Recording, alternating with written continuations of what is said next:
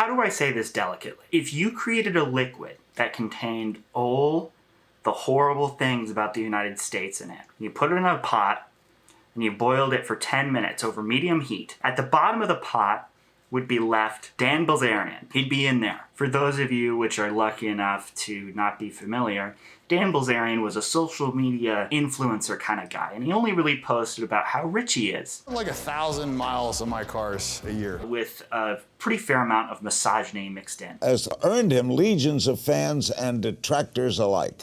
Why are we still here? Just to suffer? Despite the fact that he was raised in a mansion, he has worked hard for all the money he has. If you've watched other videos or read about Dan, you'll know that his dad committed fraud and never returned 30 million bucks. Paul Bilzerian, a Wall Street felon. Actually, I've seen a couple different numbers. The $62 million Mr. Bilzerian owed the U.S. government. Somewhere in the $30 to $60 million range the dad didn't return. The dad committed fraud, got all this money.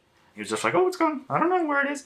Not that this has anything to do with how rich Dan is now. He made his millions not from his and his brother's trust funds, but from poker, which is famously a game of skill. No money laundering involved here, just his massive brain is much bigger than yours. Dan sounds like quite the upstanding citizen, so you'll be surprised to hear that he has quite a few legal issues. He has apparently injured multiple women, multiple times, including being accused of kicking someone and then also throwing a woman off a roof. Throwing a porn star off your roof? Did you do that? Okay, so... I'm sure those are just taken out of context. He was arrested for possessing an incendiary device and, on a separate occasion, tried to impersonate a police officer during a terrorist attack. You can find footage of that online, and I recommend watching it if you kind of want to get a feel for what white privilege is. He's also wanted internationally for manslaughter because he killed the mullet. The mullet, famously, it was around for a while, it died, it came back to life relatively recently, and it was nearing its second natural death, to be honest with you. But he just came along and he had to just put the nail in the coffin, permanently sullying the name of the mullet for the rest of eternity. The reason I said a lot of that in the past tense is because I haven't heard from the man in years. When I say it like that, it makes it sound like we talk frequently. Like he calls me up, hey Avery, what's up? No, I mean, I haven't heard about him. He was all over commentary YouTube for quite a long time, and then he kind of just dropped off the face of the earth. I think he was just such an absurdly offensive character that, like, he couldn't do anything else to get people's attention. Like, he maxed out his weirdness factor. Also, I don't know what it is, but for some reason, the more geometric of a beard you have, the higher your net worth is. When I last heard about him, he was evicted from his $60 million house. Surprise! Yes, that's a 12-foot waterfall cascading into the infinity pool. It wasn't actually his. He said it was his, but no, he was renting it. Actually, his company was renting it for an astounding $2.4 million per year for him to live there. What a steal. Don't be too harsh on him. We've all done this kind of thing before, all right? It happens. His company, Ignite, lost $50 million in 2019, which I'm assuming is all in investor money. A lot of this information came out because one of the executives at the company confronted Dan and was like, hey, buddy, it's probably not a good idea to spend $200,000 a month on a massive mansion during a pandemic where everybody has to stay at home. And he got fired. Ignite is also being currently investigated by the SEC because they have found evidence that the company might be committing accounting fraud. No. Well, okay, so... No, he didn't do that. You'll be happy to hear that his ghostwriter, he wrote a book, and when I started working on this video, his book had less reviews on Amazon than my stupid furry book about furries. But he recently surpassed me. Damn you, Bilzerian! You haven't heard the last of me. The reviews on his website doesn't have a single review under 4 stars. Not a single one. Come on, at least throw in one-star review that actually says, oh, I love the book. Make it look like they accidentally clicked 1 star, just to add some realism to it. I read a summary of his book. It's a memoir of sorts. I say of sorts because it's probably largely fictional. It's possible Dan believes it. My sushi's about to get here. I have to go. It's my birthday today, and I'm eating sushi for my birthday. So I'm back. It's been a little while. I was so busy partying and drinking White Claw that I didn't get a chance to film until now. That's it.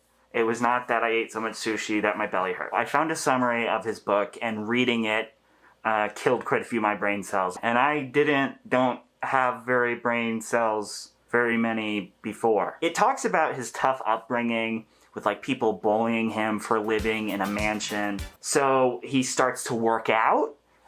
He decides to become popular, and just like that, and he's a new man. He mentions how at one point he discovered something really interesting, which was actually really surprising to me. He said that if he tried to have fun experiences with girls, instead of treating them like objects, they seemed to like him more.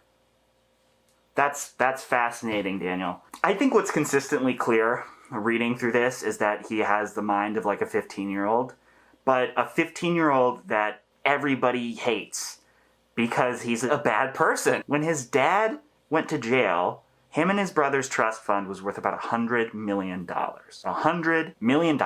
And by 2020, that trust fund was worth $1 million. 1% of what it was worth before. So let's pretend to believe that for a second. He was going to get $100 million, but it didn't work out. He only got $1 million instead. A small loan $1 million. Could you imagine how crushing it would be if you opened up your bank account and you went to the amounts and it said $1 million? Dan, you've been through so much. I did a video about a pickup artist a while back, and something I mentioned in that video was how much this pickup artist would bring up the amount of women he's been with as just like a brag. And that's super sad for a multitude of reasons, ranging from misogyny to thinking so little of yourself that you have to validate yourself with the number of partners you've had. So it'll be no surprise that Dan does the same exact thing. It's crazy to me to think there's actual adults, people who are real life people who think Dan Bilzerian is cool. It's shocking to me. Joe Rogan makes sense. There is a girl who's a furry who identifies as an animal. Put a litter box in one of the stalls. I expect that works out. He mentions playing Fruit Ninja in real life on a beach. Did I mention how he sounds like an actual child? What is going on? Out of all the summaries and things that I read about this book, there's one thing that he mentions which I think has some truth to it. He says that money can't buy happiness. Even though he spends all this money on things and objects and experiences and relationships, he doesn't feel fulfilled. But as he's saying this through the entire paragraph, he's bragging about all the expensive stuff he has. What an ass. Moving on from that monstrosity, the lawsuit he's facing from that former executive is actually really interesting because in the complaint, we've been able to suss out some really interesting details about the inner workings of Dan's life. The executive who's suing the company says Dan spent $75,000 on a paintball field, $31,000 on upgrades to a pool, $50,000 on a bed frame. Bed frames are kind of expensive because furniture is just really expensive for whatever reason. But personally, if I ever spend more than a couple $100s on a bed frame, I give you permission to punch me squarely in the face. Don't hold back. 100,000 pounds for a 2-night stay in London, $90,000 on a vault. He probably stores his bed frame in there. And 60 grand on something called 4-element guns and Star Wars set. I don't know what that is. I've seen it reported as being a Star Wars Lego set.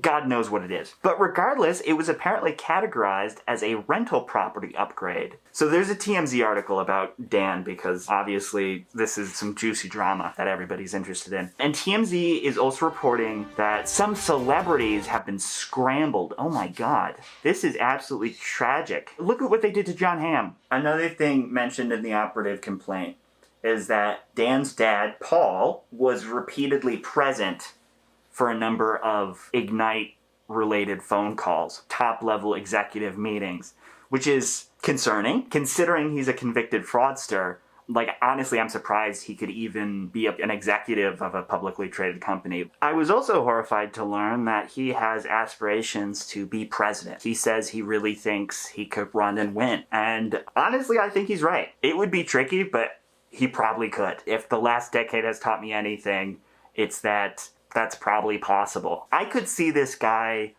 running a very principled campaign with detailed plans on how to stop poverty through a variety of social programs, helping the US transition to renewable energy by training fossil fuel workers in a variety of other fields, and of course, eliminating tax loopholes for large corporations.